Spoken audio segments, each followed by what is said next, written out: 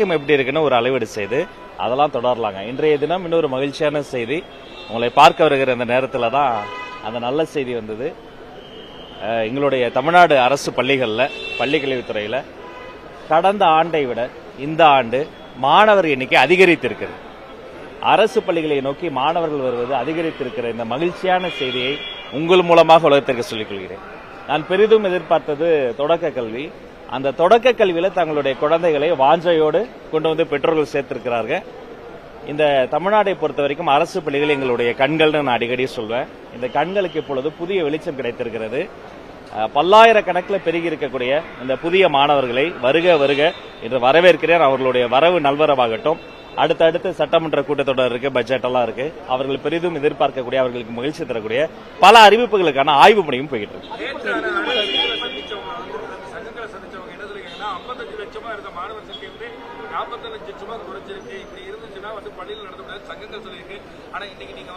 பழைய டேட்டா இன்னைக்கு காலையில தான் புதிய டேட்டா எக்ஸாக்டா வந்திருக்கு. இன்னும் அது அதிகரிக்கும். ஏன்னா இப்ப சில இடங்கள்லாம் இடைநிற்றல் இடத்தெல்லாம் நேரா வீட்டுக்கே போய் அவர்களை எல்லாம் அடையாளம் கண்டு மீண்டும் கொண்டு வந்து சேர்ப்பதற்கான பணிகள் இருக்கு. அப்ப இந்த ஒவ்வொரு பீரியட்லயும் இது வந்து அதிகரித்துக் கொண்டே போகும் என்பதை நான் தெரியப்படுத்துறேன். அது மட்டுமல்ல, கடந்த 2 தினங்கள்ல நூற்றுக்கணக்கான சங்க பிரதிநிதிகள்லாம் நேரில் அழைத்து இதுக்கு முன்னாடியே சந்தித்திருக்கலாம், பேசியிருக்கலாம். ஆனால் நடந்தவை நடந்தவையாக இருக்கட்டும், இனி நடக்கப் போவே நல்லவையாக இருக்கட்டும் என்ற எண்ணத்தில் அவர்களினுடைய கருப்பொருள் என்ன முக்கியமான கோரிக்கைகள்னு அதையும் ஆவணப்படுத்தி அது ஒரே நாள்ல பார்க்க முடியல. அப்ப சில பேர்லாம் சங்கடப்பட்டாங்க, ஐயோ எங்களுக்கு காத்திருந்தோம், ஒரு 50 பேரை பார்த்தீங்க, மீதி பேரை பார்க்கலையேன்னு. உடனே அடுத்த நாளுக்குரிய எல்லா நிகழ்வையும் ரத்து பண்ணிட்டு அவர்களையும் நேரில் பார்த்து அவர்களை நேரில் சந்தித்து அவர்களினுடைய மனக்குறைகளை கேட்டு உணவு உபசாரம் செய்து அதை அத்தனையும் நாங்க டிஜிட்டலா இப்பொழுது பதிவு பண்ணிருக்கோம். இத்தனை நாளா வாங்கி அப்படியே விட்டுருவாங்க. இந்த பக்கம் வாங்கறதுக்கே நேரம் பத்தாது. ஆனா முதல் முறையா அதை எல்லாமே டிஜிட்டலா ஆவணப்படுத்தி இதன் மீது எடுக்கப்படுற நடவடிக்கை என்ன, அதன் சீராய்வு என்ன, போன வாரத்தை விட இந்த வாரம் என்ன நடவடிக்கை எடுத்தோம், குறைஞ்சது 2 கூட்டம் நடத்தணுமா, பினான்ஸ்ல போய் பேசணுமா, எது நிதி பிரச்சனை, எது நிர்வாக பிரச்சனை, எது மக்கள் பிரச்சனை, எது மாணவர் பிரச்சனை. 3 விஷயம் முக்கியங்க. மாணவர்கள், பள்ளிக்கூடங்கள், ஆசிரியர்கள். இது 3 சார்ந்தது பெரும்பாலும் பிரச்சனை. 1 மாணவர்களால் பிரச்சனை அல்லது மாணவர்கள் பிரச்சனை. 2 பள்ளிக்கூடங்கள் இருக்கக்கூடிய இன்ஃப்ராஸ்ட்ரக்சர். 3 பள்ளிக்கூடம் இருக்கும், மாணவர்கள் இருப்போம், ஆனா ஆசிரியர்கள் சார்ந்த பிரச்சனை. இதையெல்லாம் அடையாளம் காணப்பட்டு ஒரு திருப்திகரமான ஒரு முறையில் அனைத்து சங்க கூட்டம் நடைபெற்றது. இன்றைய தினம் மாணவர் எண்ணிக்கை அதிகரிக்கிற செய்தியும் வந்திருக்கு.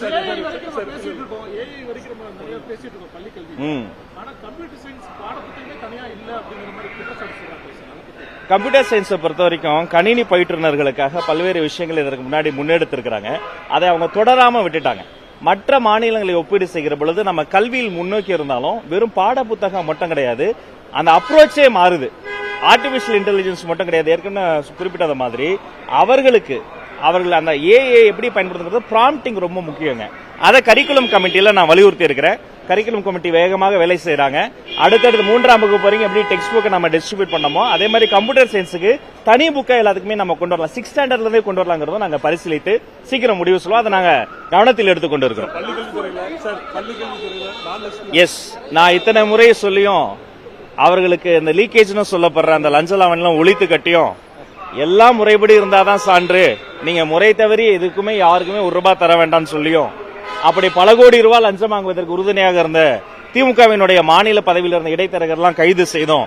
இனி ₹1 கூட யாரும் லஞ்சம் தராதீங்கன்னு சொல்லியும் அதற்கு பதிலாக ஃபீஸை டிரான்ஸ்பரண்டா போடுங்கன்னு சொல்லியும் நிறைய இடங்கள்ல இருந்து அப்படி செய்யலன்ற தகவல் வந்தது. அதனால மாண்புமிகு முதல்வர் அவர்கள் அனுமதி பெற்று இதை கண்காணிக்க ஓய்வு பெற்ற நீதிபதி உட்பட கல்வியாளர்கள் சேர்த்து இந்த ஃபீஸை கண்காணிப்பதற்காக, ஃபீஸ் ஸ்ட்ரக்சர் ஒழுங்கா ஃபாலோ பண்ணுறதுக்காக ஒரு சிறப்பு கமிட்டி அமைக்கப்படும் என்பதையும் இந்த மூலமா நான் தெரியாது.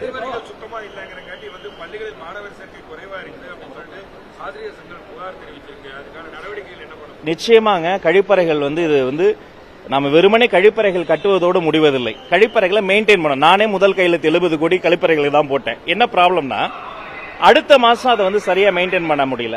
அடுத்த 6 மாசத்துல படுதடைந்தது. அடுத்த ஆண்டு அது ரொம்ப பயன்பாட்டுக்கு ஏதுவான இடம் இல்லாம போயிடுது. கதவுல தாழ்பாடு உடைஞ்சிடுறது சின்ன பிரச்சனை நினைப்போம். ஆனா பெண் குழந்தைகள் என்ன பண்ணுவாங்க?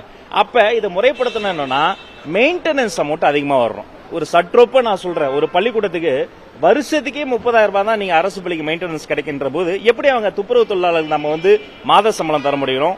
அவங்க தேவைப்படுற மருந்துகள் வாங்கணும், உபகரணங்கள் வாங்கணும், பழுது அடைஞ்சா அதையெல்லாம் நீக்கணும். அப்போ ஒரு தலைமை ஆசிரியரும் ஒரு ஆசிரியரும் அங்க இருக்கக்கூடிய அந்த பொறுப்பாக இருக்கக்கூடிய ஆசிரியர் பெருமக்களும் எவ்வளவு வேலையை தான் அவங்க செய்வாங்க. பல இடங்கள்ல சொந்த காசை போட்டு செய்யக்கூடிய ஆசிரியர்கள் கூட நான் அறிவேன்.